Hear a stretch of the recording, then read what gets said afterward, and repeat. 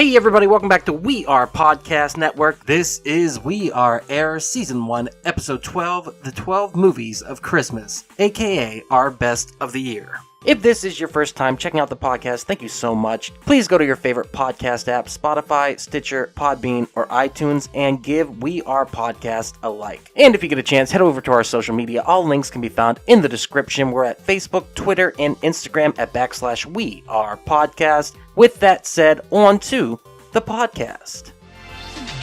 We are Error. Definitely need the information on that thing. Hey everybody, welcome to the We Are Air Podcast. This is Duck. I am here with Jake and Javi, and we are happy that you are listening. What is the We Are Air Podcast? We talk about movies, entertainment, whatever the fuck we want to talk about. And this week, we are going to be very off the cuff, and I don't have notes, and I'm not sure what we're going to talk about, so we're going to wing this shit, and hopefully it's good. So let's get into some movie news. Money. Trailers. The trailers are released. We've been getting... What new trailers did we get? We got Hellboy? Yeah, what'd you guys think of that Hellboy trailer? Pretty excited for it. And the choice of the music, Billy Joel's Money Money playing in the background. Yep. It's just, it gives it that lighthearted feel where it's just like, oh, this is going to be just badass enough. You got, I don't know, I digress. What did you think?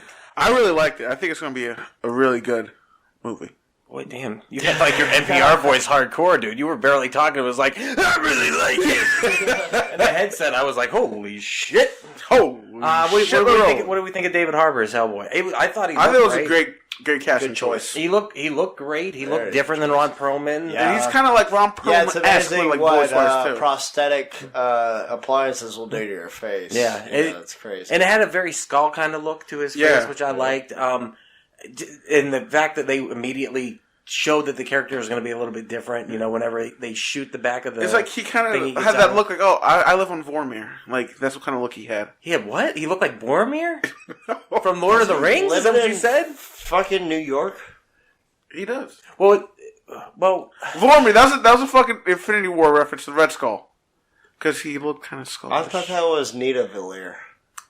What's Nidavellir? Vormir is where the Soul Stone was. No. Yes, it was. Nidavellir. Nerd fight. Nidavellir is where the fucking Stormbreaker was made. Vormir is where fucking... It's great because Jake has his phone. He can look it up, but Javi doesn't have Well, let's his check phone. tape. Javi's right. He's right. All right. So, anything about the trailer that stuck out to you? I'm going to tell you what stuck out to me. Liv Tyler was in it. And I'm super excited. Oh, you mean Mila Jovovich? What are you guys talking about? That was nothing. I'm 100% certain that was Liv Tyler. Yeah, that's so weird. I didn't know she was going to be in it, so I was like, oh, fuck yeah. I was like a little bit confused, and now this? She's on a roll. Liv Tyler? Yeah, man, but she was kicking it for Shut years. the fuck up. It's Mila Jovovich. Dude, you pulled her Limp Bizkit over here. Shut the fuck up. Come on, a little louder. Shut the fuck up. Shut the fuck up. What other trailer we got? We got Men in Black. That looks really good. Tessa Thompson, fucking Chris Hemsworth again, fucking Thor, fucking Valkyrie. So fine. And that was the thing, as I was watching, I was like, these two, I feel like I've seen them together before. And I was texting Jake, and I was like, oh, it just hit me. They're both in Thor Ragnarok. Good chemistry, though. Yeah. They saw that on screen. And that's the thing, is I was kind of worried about it watching the trailer, but I feel like there's something weird going on with her character. Maybe she's actually an alien fighting other aliens or something. She's just able to morph into a human or something. Well, that's what I was thinking. Like, something seemed weird because, like, when she found... How would she know that I existed and she found the Men in Black? And then, the other thing I liked, and I took a screen... She's a woman in black. What is going on there? The thing I like about it, it's a sequel. Because they had Emma Thompson in it, and so they're carrying that over. Yeah. There is a screen cap, I don't know if I sent it to you, Javi, but I sent it to Jake, where they show like a picture of J and K fighting, I think, the cockroach, and then they show Chris Hemsworth and Big Dick Neeson over there. And, by the way, that's his name to me, Big Dick Neeson. And they show that, so like it's almost like they're taking what they did in the first three movies and going, these guys were the best in the United States, but here's our UK version. It's kind of like a reverse of Kingsman Part 2, where they went to the Statesman, and they're already established as the same fucking thing in America as the UK. So you can kind of build off of that, that whatever. They have a certain prestige to them. Most indubitably.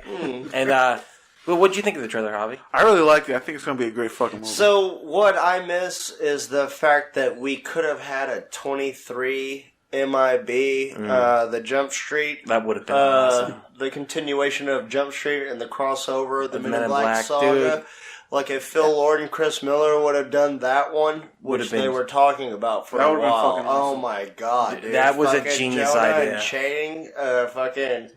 That was a genius idea, and the fact that they didn't go with that kind of bums me out, because, really, honestly, why didn't you do that? It didn't make sense. That's the natural progression. Everybody hears it, they're like, yes, please. Fuck yeah. It just makes sense. It's the natural fucking progression. And I would say my only other concern with the trailer was the Barry Seinfeld, his only direction in the Men in Black movies was faster, more intense. Now, a lot of directors say that. They say faster, more intense. That's their, but those movies show, any Barry Seinfeld movie feels that way.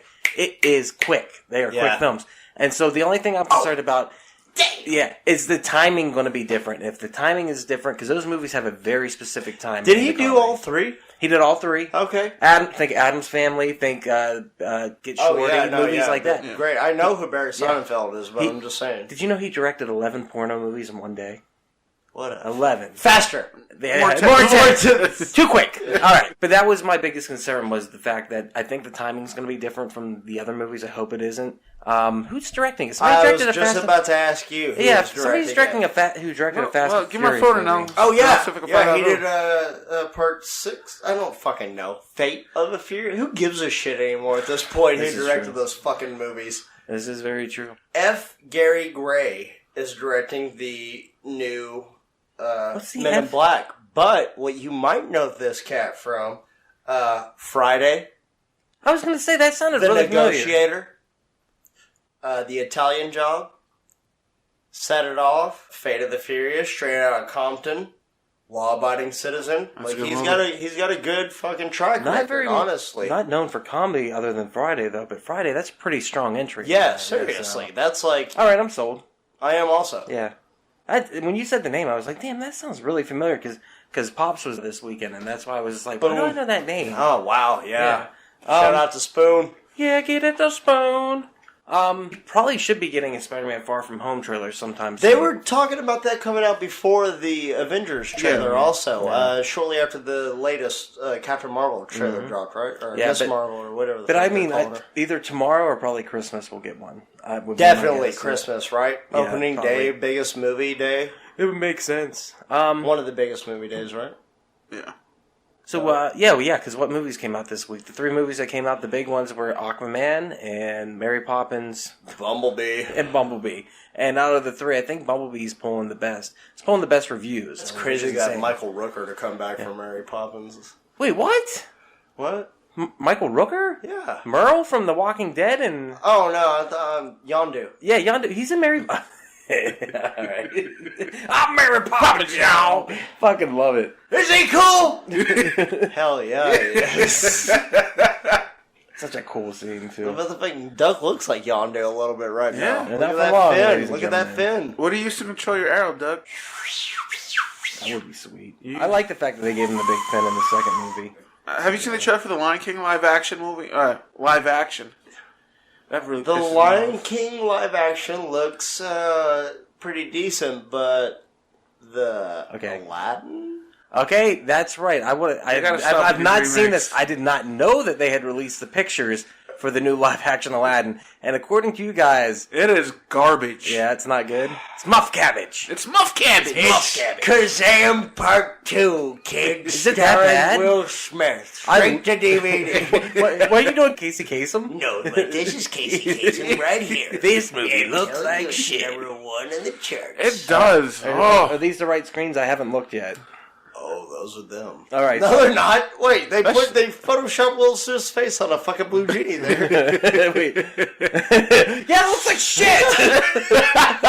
All right, let's see. Okay, but I will say this. Some Reddit user said that he does turn blue periodically throughout the movie, even though they had nothing to do with the movie or no production status. So this is it. Film.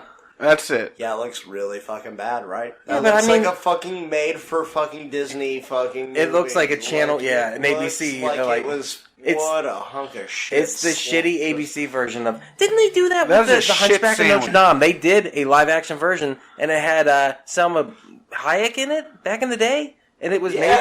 Do you remember that? I do remember that. But it was like really badly received. This was after they did the cartoon Hunchback of Notre Holy Dame, and then shit. Disney did that version of it, and it's forgotten in the sands of time. I think they're hoping to strike gold like they did with Beauty and the Beast, but it's not going to work with Aladdin. I don't know, man. That didn't look that bad. To That me. is going to be god awful. Yeah, muff cabbage. It's muff cabbage. Muff cabbage. It doesn't look. I mean, it doesn't look great, but it doesn't look that bad. I don't. It looks bad, All Duck. right. I might be talking shit, but it's okay. It's I- a Jersey thing. I'm very forgiving to Will There Smith. was this movie like where Sinbad played a genie.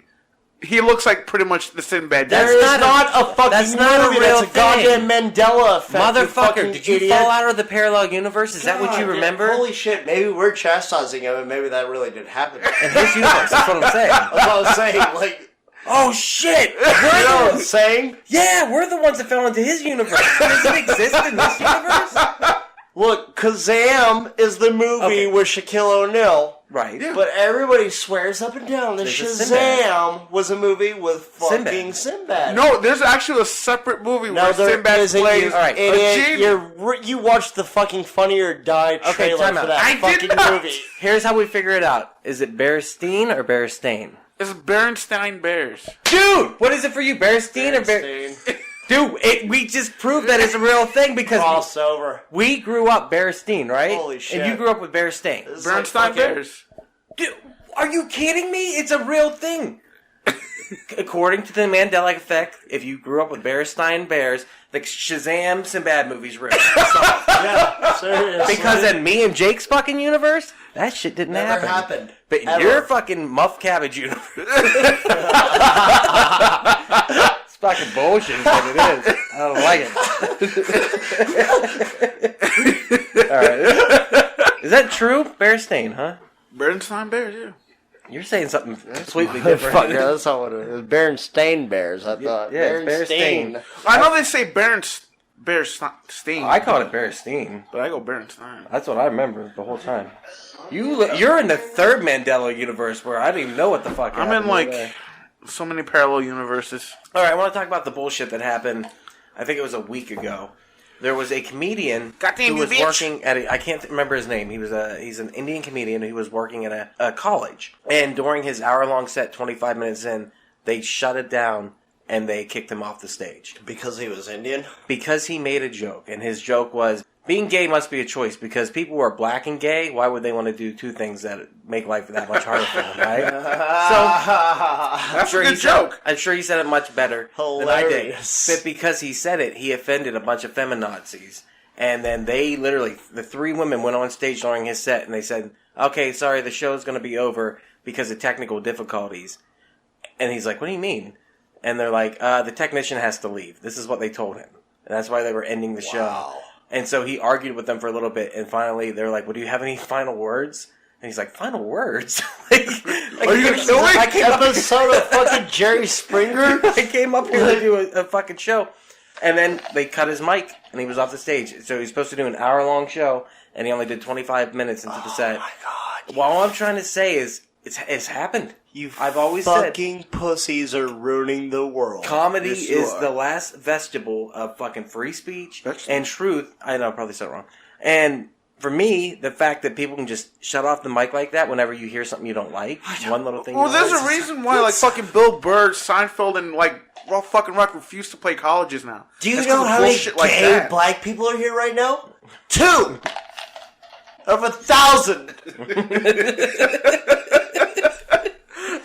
So evidently, Christ! and I just pulled this up too. Louis C.K., Ricky Gervais, and Chris Rock sparked outrage for joking about the N-word in a 2011 video. Oh, you mean where Chris Rock called Louis C.K. and then a nigger, and then Louis C.K. Oh yeah, I'm a nigger. And then Chris Rock was just all like, "Yeah, you're the most niggerish nigger I know." That was it. And And were now they're getting both mad about it okay. now. They were 7 both years later. years okay later. with it. Yes. Yep, that's what's going on. So, just saying, comedy, you're on the ropes and they're coming after you. Like, if you have anything offensive in the past, you are fucked. Your dog just did a Good thing nobody listens to us, huh? All I'm saying is, we knew it was coming. We knew it was going to happen eventually. Oh, yeah. Have you ever seen that happen? Has a comedy show ever literally been stopped because... Like, I remember... Not at the clubs that I've worked I know being... Robert Powell, this one woman, he was talking about domestic abuse, and he was making jokes. And this woman stood up, who it was the most white trash woman ever. She's like, that's not funny! And he was like, why isn't it funny? She's like, I was smacked around and stuff. And he was like, I could see why. I was like, get her, Robert Powell, get her! Like... And then she booked out and she sat at the bar and she's like, he is not funny. Yeah, actually I do remember and then Greg Proops, there was a woman in the front who was white trash and on crutches. I had to kick her out. Yes. And the best part was he's like, listen, I'm hilarious. And he goes, I'm a very funny person. I'm way smarter than you. I want you to be able to stay and enjoy the show. Yes. But if you cannot behave and if you need to be this entitled, I need you to leave. Yep. And when Greg Proops played the show, he dealt with that almost with every crowd. Woo! It was insane because of his very liberal points of view. And then we had like a large... On top of that, it's like, hey, this ain't the some bitch that I saw on Last Comic Standing there. Whose line is it? What's standing and whatever. It was insane. And then he gave Jake a bottle of vodka, and we got to drink Greg Proops vodka. And we saw I smoked a little bit of weed with him. That's awesome. Oh, fuck yeah. What I want to talk about, what our main topic will be today, will be the 12 movies of Christmas. And what I mean by that is the 12 movies... combined, we'll each give 4 this year that we've seen that we want to recommend to people. Movies that I want to see, want people to see that I've watched this year? Yes, exactly. The movies that you think are the best. So I just need you to pick 4. Well, Javi, I need you to pick 4, and I'll pick 4. Because my memory is kind of a little fuzzy or foggy at best to say right now. I will say watch the first 4 parts of The Ballad of Buster Scruggs on Netflix. Which we watched the first 3 parts tonight, and I can honestly say... It's a Coen Brothers picture. It's an anthology film where, like you said, there's 6 different parts to it. Yeah. It's awesome. And each one is very distinct from each other. Right. And they all take place in the Wild West, but, like, if you are a Coen's fan, even if you're not a Coen Brother fan, wow, what a fucking movie. Like, amazing. I hope they screened it in a theater because there's no way that's not Oscar-worthy of some way. At least, I bet maybe Golden Globes might pick up on it. Yeah. Well, I mean, is Netflix valid for Golden Globes now? I all don't know of if straight to Netflix movies are they eligible for. I really don't know. Here's how it works with films. As long as it screens for at least 1 week in the theater, it is eligible for an Oscar. So it's got to have a theatrical release. It's got to have a theatrical release. release. So a theatrical release can be 1 theater. That's all that means. So to be eligible for an Oscar, so as long as they screen it, and most Netflix films do screen in a theater, usually in California, they'll give it that. So yeah, there's a chance, and I could see there being a lot of Best Supporting Actor, but even for them, Jesus Christ, direction and screenplay, all of it. Or at least scoring and songwriting, all of it, which dude. is T-Bone Burnett. I'm not sure why they released it on Netflix like that, but it's kind of cool they did. Was it? I don't know. Maybe it was. Honestly, what I think it is the. It's too experimental. Well, the poor performance of Hell Caesar. Like if they would have gotten the critical acclaim that they were wanting, like after say Burn After Reading, right? Or even True Grit. It's weird. With their movies, you never know what's going to hit. And they're all over the board. Yes, you'll have a musical, you'll have a comedy, you'll have a fucking drama, a fucking mystery. Like I know, and that's the thing with them. Maybe it's No Country for Old Men varies vast differently than fucking Big Lebowski. Right. You know, like you would think those are 2 different directors. Right. I mean, even from their early stuff too. Like they just have a way of making films. Blood Simple. Raising Arizona. Raising Arizona. Yeah, Fuck. yeah. Okay, Barton but that Fink. is like that's a total Coen Brothers movie though at that point because that falls in line with Oh Brother Where Art Thou and Big Lebowski in a sense. Yeah. But they're great at crime capers also, mysteries, and they blended that perfectly in Burn After Reading. Right. You know what I'm saying? And with this movie, we were talking about, like, I was sitting here watching, I'm like, man, it's weird to watch a Coen Brothers film with other people. It's kind of like I'm masturbating with other people because watching a Coen Brothers movie, I was like, this is weird. I can't share this experience until later. I'll tell you about how good it felt, but I don't want you to see it. But that's what I like about Coen's films, and I've only seen the first 3. You've seen the whole thing. You've seen the first 3, same as me, right? But just as like you said, small vignettes, it's fucking awesome, and they're vastly different. And I hope people see it. I think that's some gold. It's that worth a Netflix watch, honestly. Yeah. How many times have you watched it now? The opening first 4 segments, at least 3 times. I finally watched it all the way through. I didn't like the 5th segment that much. It was okay. 6th segment reminded me a lot of the opening scene of Hateful Eight, and it was just painfully boring. Right. You know, the less compelling characters and less compelling storytelling. I'll definitely check it out later. I want to watch the rest of it. Hey everyone, it's just Duck jumping in here real quick to say thank you so much for checking out the podcast today. If you're enjoying it, please head over to your favorite podcast app, Spotify, Stitcher, Podbean, iTunes, and give We Are Podcast a like. And if you get a chance, head over to our social media. All links can be found in the description. You can find us on Facebook, Instagram, and Twitter at /We Are Podcast. And if you're enjoying the podcast today, please share with your friends. It's the only way we can grow this network. With that said, back to the podcast. All right, Javi, I need you to pick a movie from this year. This year? You got to pick 4 altogether. I know. Does it have to be released this year, or is something I saw this year? Something you saw this year. I only picked 1. Oh, well, we're going to go around. No, it's fine. Yeah, pick 4 I now. can't think of that. You know, I'll have to go with Train to Busan. Train to Busan? Yeah. All right, so the zombie movie. From Korea. Did that come out this year? I think it came out last year. It came out last year. It was on Netflix this year. Okay. But it's a great fucking movie. I'll allow it. Yeah, I allow it. I don't know why, but it was a really good movie. What is it about the movie that made your day? I tell you what, it's pretty much standard boilerplate zombie movie on the train, what you expect. But the last scene with the antagonist turns into a zombie, that made the movie for me. Thanks for ruining the movie. I appreciate it. Should I have said spoiler alert before? Probably. Christ, Yeah, dude. All right, spoiler alert. You can edit this. Sure can. I can bleep that out. Too, but I probably won't because you pulled a hobby and I kind of like it. It was. I might. Your whole review is just a series of beeps. I'm like, thanks, Hobbs. Thanks. So the movie, the movie was really That's why good. they call it We Are Air. Yeah, that was the error. This is the reason why the air is over me. So what is the? Wow, you put way too much of that picture. I think. No, it's not. It's Jesus, you're the R. That's right. I'm in the middle.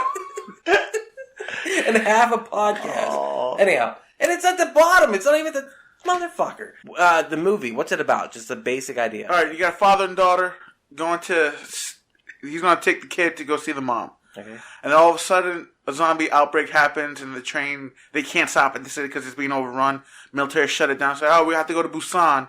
That's where they're allowing trains and all that shit. So it's just pretty much Train to Busan. The title says it all.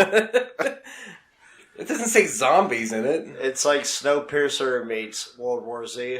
A little bit, but the train is not as badass. And there's a lot less Tilda Swinton. Did that make the train badass? Yeah, I always need more. Was it her fucking fake Princess Leia buns and her fucking buck teeth? Is that what did it for you? Those little fucking Daria glasses that she was wearing. Man, who didn't have a crush on Daria? I have a crush on Tilda Swinton. Right here. No, you didn't have a thing for Daria? No. How about her friend with the short hair? And Jane? Okay, never mind. Yeah, I take that back. I did have a crush on Daria. Yeah. All right, y'all. I'm going to recommend. There's a movie that just came out. It's a documentary by Peter Jackson. Peter Jackson. He's a meat club. It's called They Shall Not Grow Old. Oh my god, I saw the trailer for that. Wow. Yeah, I think I sent it to you. Have you heard of this movie? No. It's a documentary. It starts off in black and white, old World War I footage, okay? And he's telling the story. And what they did was they found all this footage from the trenches of World War I that was filmed. Wow. They took the footage and you know how old black and white footage goes really fast? Yeah. They slowed it down to the proper frame rate and they colorized it. And so for the first time you're seeing what they actually saw in the trenches, and it's all real. Everything about it. It looks so crisp and clear. It looks like it's like 4K. You can relate to these people. It's insane. At a point. I wouldn't be surprised if they actually... footage, and it seems like it's so fucking distant, but they lived life just like us, right? If you see the trailer, you would think, certainly some of the shit must have been recreated. It looks that good. And the entire... and there's no, host or anything like that. They took archive audio of people talking about the war and explaining what it was like. Mainly people from England. Right. And that's all it is a series of archive people talking. They fit into a storyline showing it. Here, let me show you the trailer real quick. I think they must have I think the only thing they added was sound. I think that's I about heard it. about this actually. Yes, somebody told me that they were fucking. What they added was in the old footage, you can actually hear people talking, and they just had actors do the voice, and then they added other stuff. But just check this out real quick, and then we'll talk about it. So obviously they're showing the old footage before, and it's the frame rate is very sped up. One fat, one short, one Marching mean. away. These horrible crooks, so different it looks, but nonetheless equally mean. I'm so shocked that you know. What is that, Paul W? That's Fantastic Mr. Fox. So you can kind of see how they added the voice, yeah. Still. It's insane. Goosebumps, my friends. Goosebumps. Such a terrifying thing. Yet, I mean, it's part of humanity. They had to live life as it was. They're doing what needed to be done. Holy shit, this is amazing.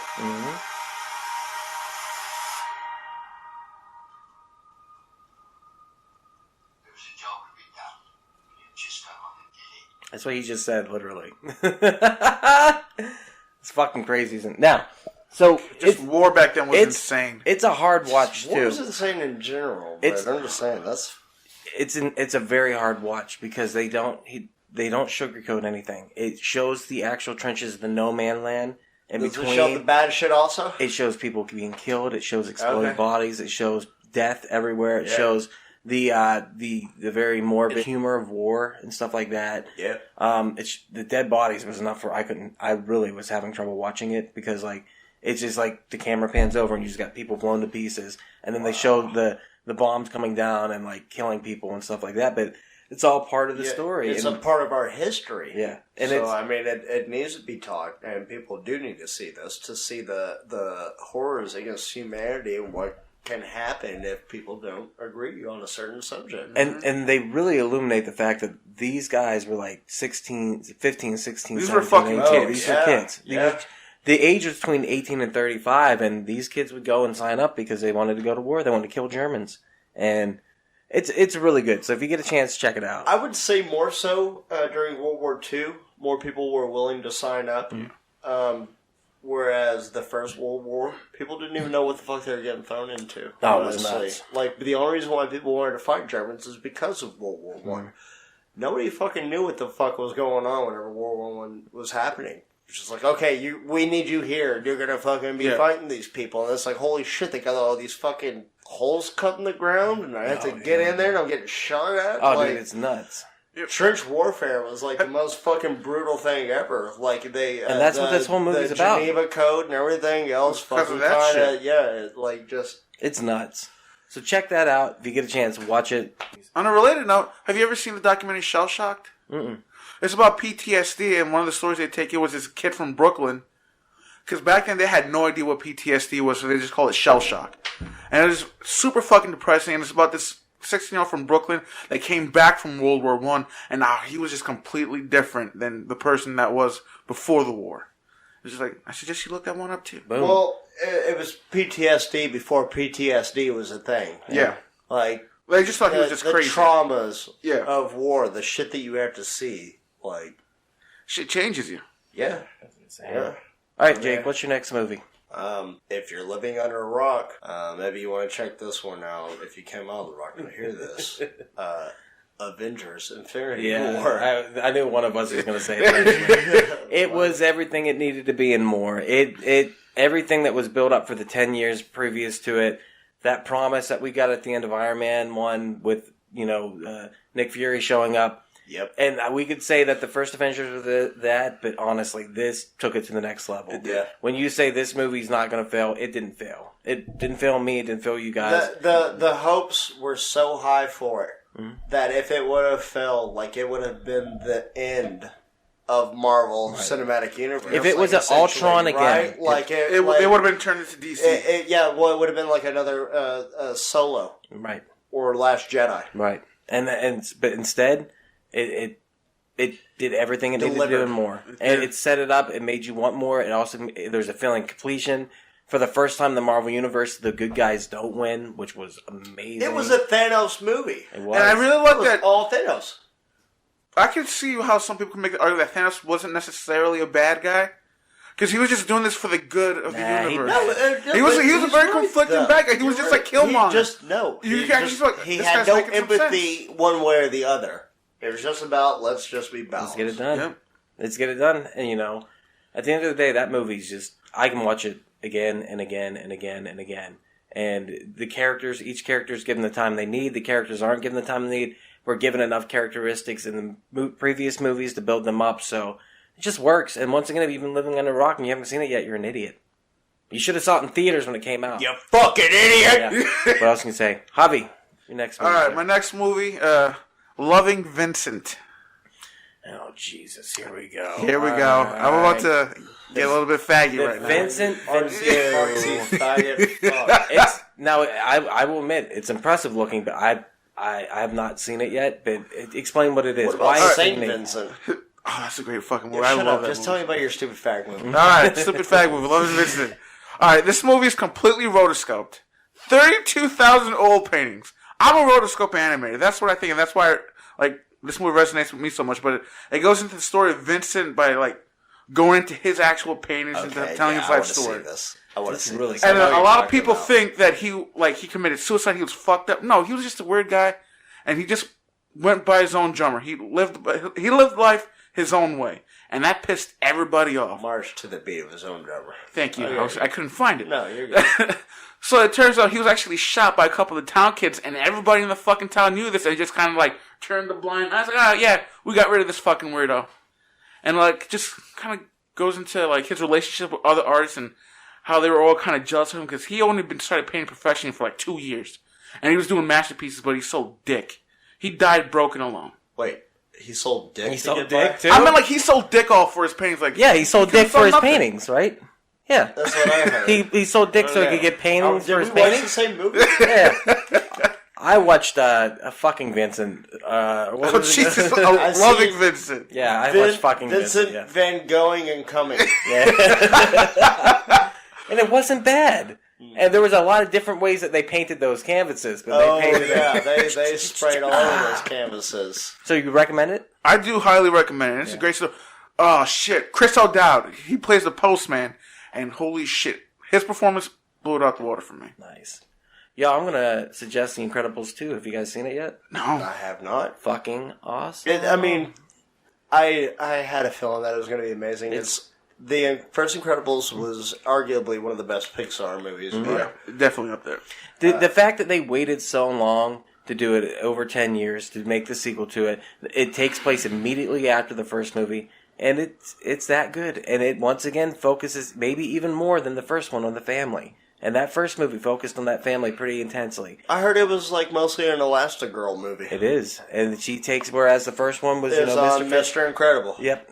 They take him, and I want to say Fantastic Cheese. It is. Incredible. It is. But, let's be real. But they focus, they do the inverse. The Fantastic Five, we all know this. They do the inverse, though, where they focus on her becoming the hero and getting the cred, and he focuses on taking care of the family. And everyone's got a dynamic in it that works. And the Jack shit is the best. Okay. Oh my God. Is the kid who sees Mr. Incredible go off on his car there still? No. That was awesome! Yeah, no, dude. They take it in a completely different way. And they got fucking Better Call Saul in it. And they got Kathleen Keener in it. And it just works. Yeah, Bob Odenkirk is a great voice actor. He's awesome. He's in a bunch of them. And his character literally looks like him, too. It's ridiculous. Nice. But I would say that definitely check it out. It is a worthy follow-up. I would love to see a third film in that series that's just as strong. But if they got to take another 10, 15 years to do it... I think Pixar said by 2020 they're going to stop doing sequels. Who did it? Brad Bird? Brad Bird directed it, yeah. And he said he wouldn't do it until he was ready to make a movie that was on par with the first one. And it is. That's funny, on par, because their last name's Parr. What they did there? That is. Did he give a coy wink to the camera on par with the first one? That's pretty good. All right, Jake, for your third I'm a cool director. Ugh. God damn it. I know it's hard on the spot, dude, but we'll get it. I mean, you can even talk about stuff we've talked about before. It's fine.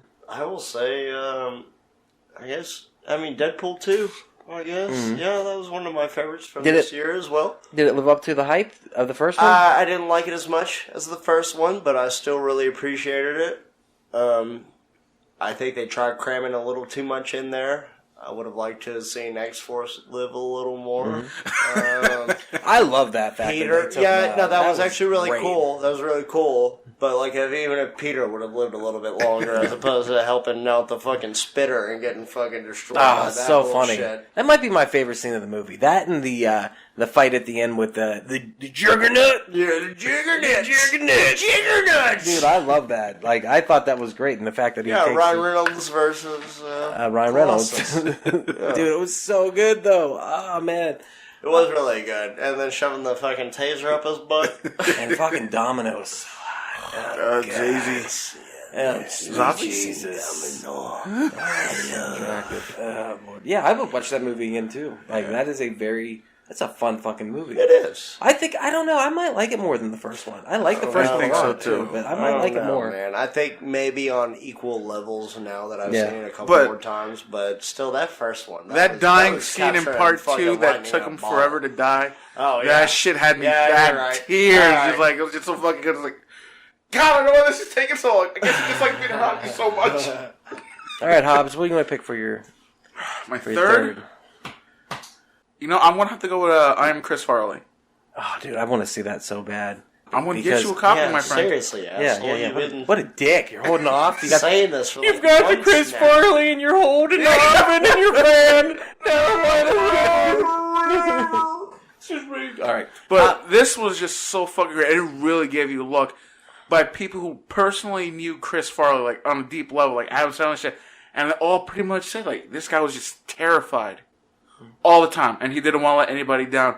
And like they keep coming to this interview with him on David Letterman, his first time on David Letterman, and David Letterman kind of leans in, you're going to be a big star, you're going to be huge, and all of a sudden, you saw, right? You just see like this look of just epic fear on his face, like, what am I getting myself into? Oh yeah. Right. And like I remember seeing that part, and I welled up because I don't know why. You kind of like put yourself in Chris Farley's shoes, like you just want to be there, but it's going to be okay. It's going to be okay. He seems like a real person. Yeah. Just got a lucky break. Mm-hmm. Honestly, but I mean, he didn't know what to do with it. Of all of us. Man, he went out too early. I remember when he died, I was so upset. Oh, I cried. like a bitch. I know, and I was so upset about it. And until this year, I hadn't seen the picture. Remember on Rotten.com, they had the pictures and stuff like that, and I refused to look at it. Yeah. And I was just looking up a picture of Chris Farley. I've heard the story about the stripper leaving his apartment and him begging her not to leave. Oh, it's heartbreaking, dude. He died that night. Yeah. Like a few hours later. It's heartbreaking. Like, he was practically dying whenever he asked her not to leave. And then after, like, they do, like, the whole death thing, because of that, it leads up to, like, Adam Sandler going, you gotta stop, this is not gonna end well, you gotta stop, you gotta slow it down. And also they cut to newscaster, 36-year-old Chris Farley is now dead. Fuck. And then they cut to Tom Arnold, who's just, like, can't even get through. He was a real good friend of mine. Yep. It made my life better having him in my life. And I was just kind of like, oh, shit. Yep. Well, you don't even have to recommend it because I want to see it. Yeah. I want to see it so bad. And I love the fact that we still love Chris Farley. Everybody still loves him. Yeah, and that love stays for him, and we all... Because I think I'm getting goosebumps right now. Just fucking talking I feel like about it, thinking about it. I know growing up, my fucking body, like what a fucking impact he has made throughout my life. Like it just in like terms of what I view as funny or whatever else. Because we can see ourselves in him. For me, when I was younger, being a bigger kid, I totally saw myself in Chris Farley and what he did, and he actually gave me confidence to go, I might not ever look like these other people, but I can be like that, and I know I can make people laugh, and that helped build my sense of humor and how I interact with people. I knew, and I learned at a young age, if you can make people laugh, they'll be on your side instead of against you, and that's a lot nicer place to be. They do an interview with Bo Derek in the documentary, and for some reason, sweet Jesus, it kind of like, as a big guy myself, he's just like, she said, like, it's not exactly Ken doll, but it's severely attractive. I mean, like, how he was around people and personality and shit that. God damn. He's a big, lovable fucking teddy bear. Mm-hmm. Did he fuck Bo Derek? No. Maybe. I mean, they were in Tommy Boy together. It was his stepmom in Tommy Boy. Oh, sweet Jesus. Oh, I guess it's my pretty girl with a diamond ring. Oh, my God. Okay, I'm going to cheat here. I'm going to say, because it's not a movie I'm picking, Westworld season 2. I don't know if you guys have watched Westworld yet. Yeah, okay, so I'm going to have to pause on this season 2 bit because season 1 had me like, fuck yeah. Yeah. Season 2? Season 2 was like, what the fuck is going on here? Oh, it like, confused you? Yeah, oh, dude, it fucking threw me off. Like, I was there the whole way. I was not with it. It's just too many fucking little fucking loops. I felt like season 1 was more like that. Season 1 to me, which I was following it the whole time, was like, okay, this is spoilers, major spoilers. If you're listening, you probably watched it. You've had 6 fucking years. Get over it. And also like 30 because the original came out a long time ago. Brenner, bitches. But for me, the first season have you seen it? I've never seen a single episode of Westworld. Okay, okay, all right, we're not going to spoil it. Watch it, okay? And season 2, that's okay. I see what you're saying. For me, I like where it ended. That's what I'm going to say. And I like the Native American character a lot. Yes, okay. The episode 9 shit was like where it was at. Yeah, but this was way fucking deep. Yeah, I loved it. Like they got way off path after the first season. And that's also, what I'm saying. You're like, what the fuck is going on? Well, I mean, they went once again. I can't ruin it. Where they go, and then also Hottie McHotpants is in that too. Yeah, Tessa Thompson for the Lakers. So because I can't talk about that, I will say American Horror Story season 8. That was also fucking amazing. It's called Armageddon, and it ties in season 1 and season 3. Season 1 being Murder House, where everything takes place in the house. It ties in the witches from season 3. What? Possibly the best 2 seasons of American Horror Story. It ties in with Coven? It's both. The characters from both seasons come back, and it deals with... No, I got you, but I love Coven. Yeah, dude. Well, you're going to fucking love season 8, which is Armageddon, and it takes place in the Armageddon, and it deals with the Antichrist. It's insanity, awesome. dude. It's like Far Cry. So good. And then the best characters are not even the characters from those. It's Evan Peters and the other guy plays 2 guys who sold their soul to the devil and work for basically a company that just makes robotics, and all they do is do lines of coke, make robotics, and get their dick sucked by supermodels. It's the funniest shit ever. Soul. Yes. And they're just like, you know why we can do mounds and mounds of coke? Because we sold our soul, bro. I never die because I sold my soul. He does another line, dude. It's fucking ridiculous. Best characters ever. That's hilarious. All right, your last pick, sir. And I'm putting you on the line. It's hard to pick 4, but... Fuck. Javi, you got one? Yeah. What is it? Wes Anderson, Isle of Dogs. Okay. How was it? That movie was fucking phenomenal. I really love that movie. Like, I wouldn't necessarily say it's better than Fantastic Mr. Fox. No, I think it's different, but it's really good. I was going to say, it can't be better than... No. Fox is pretty damn Fox good. is that's top 3 for my Wes Anderson movies. Is this his second stop motion or third? The second. I felt like it was the third. That's why I was confused. He did a lot of stop animation in Life Aquatic. Mm-hmm. He did the fucking seahorses and shit like that, and the fucking jaguar shark. There's even some stop motion in Grand Budapest, I think. Yeah. I really like it. I haven't watched it yet, so I've been kind of waiting on that one, but I definitely want to check that out. I know I had to pull up a list of movies, so I can pick some else. Oh, I already know what I'm going to pick for my last one. Mission Impossible Fallout. I don't know if you guys... Is that the one with Superman? Yes. Mission Impossible for me, except for Mission Impossible 2, which I don't care for, every single one has worked for me. And last year I actually watched the first 4 back to back. I still couldn't make it through 2. It was difficult. But those are some damn good movies. And the last one and this one, I saw the last one in theaters. And then this one I saw in theaters, quote unquote. But it's definitely worth your time. Did you know about the blooper in part 2 where he actually knocks out the bad guy's stunt double, and you see the look when he lands of like just shock. They cut it real quick. Even Henry better. Cavill knocked out the stuntman? No, Tom Cruise did a flying kick in the second one, and when he lands, he kind of goes. There's a scene because he actually knocked him out, and they kept his reaction in the movie. Tom Cruise knocked the motherfucker out. Mm-hmm. God, he has a badass. Dude, he really is. Like, you watch the Jack Reacher movies. Like, the guy is fucking legit badass. I like. Did you guys see on Family Guy, Tiny Tom Cruise? Yes. I love Tiny Tom Cruise, dude. That's why I want Tom Cruise at all times. I know he's tiny.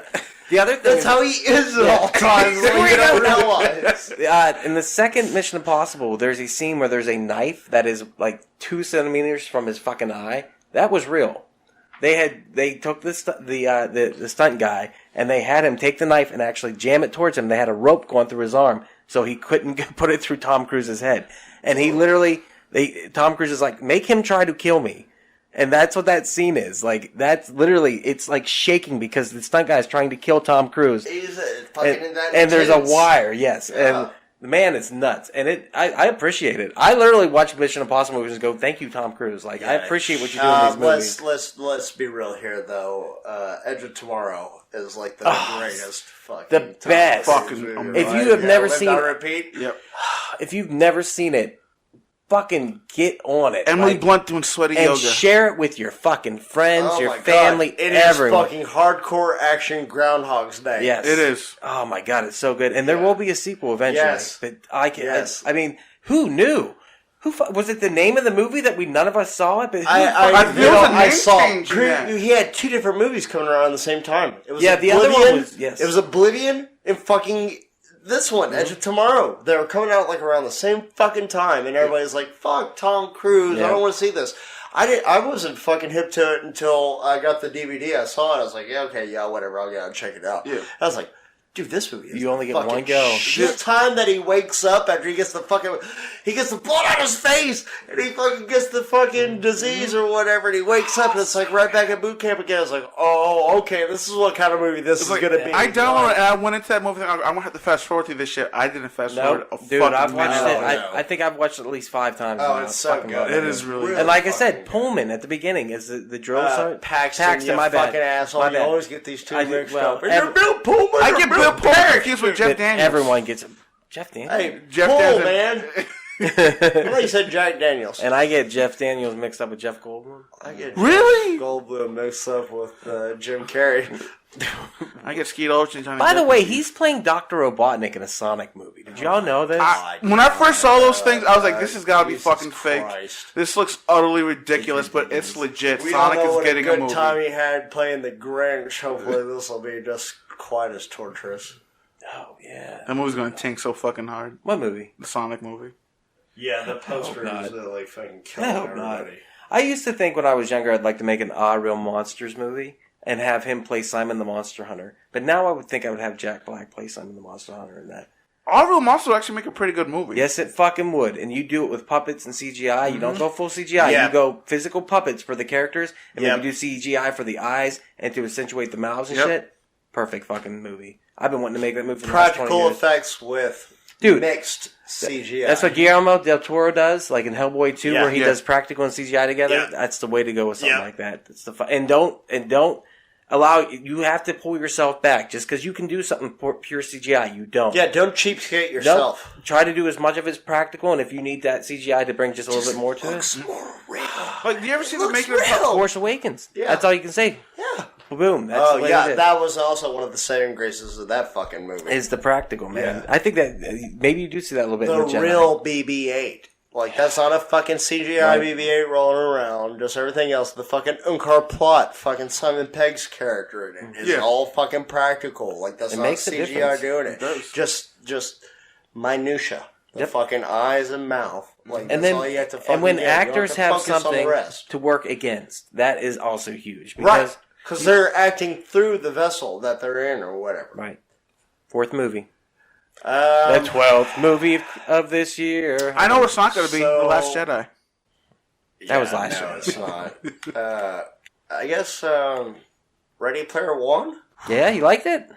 Yeah, we talked about it a few times. I really did like the movie. I like the premise. I love the fucking nostalgia of it. I really hate the fact that now it's pretty common to make fun of that movie as being bad. I hate that that's a thing now.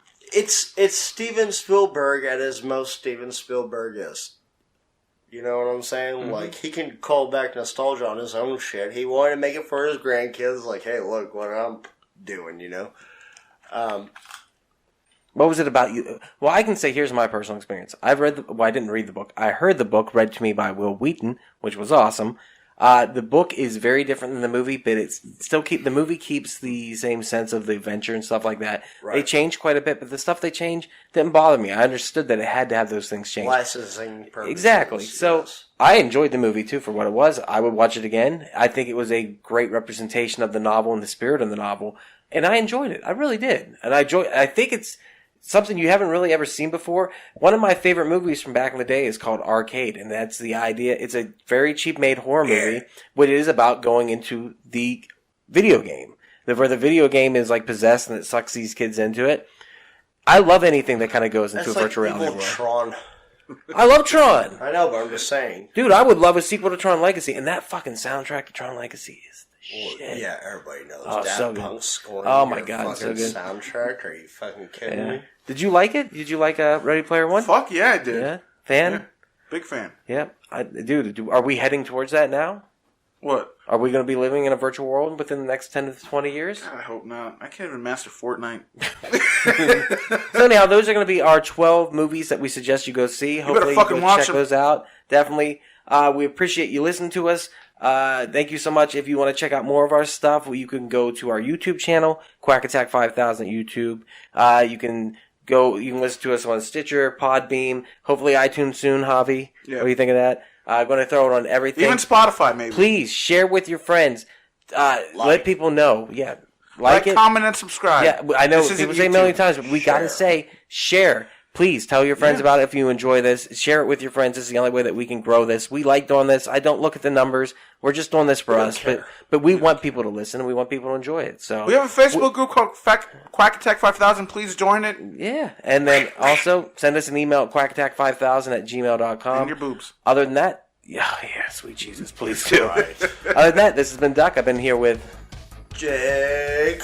Javi. Merry Christmas and a Happy New Year, folks. Y'all, Merry fucking Christmas. Joyous yes. Kwanzaa.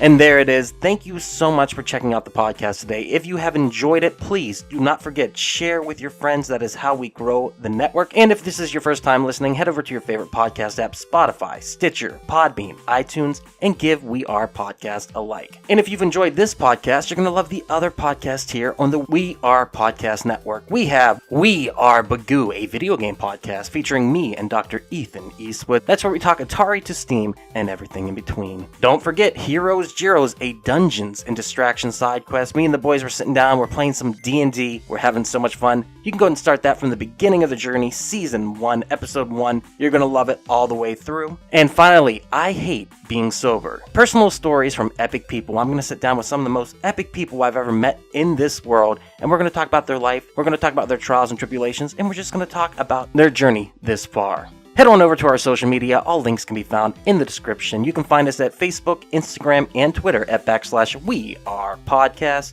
Also, head over to the Facebook group, We Are Era. We would love to see you in that group. And don't forget, if you've enjoyed the podcast today, share it with your friends. That's the only way we can grow this network. With that said, do not forget, support local comedy in any way that you can. We really do appreciate it. We'll see you next time.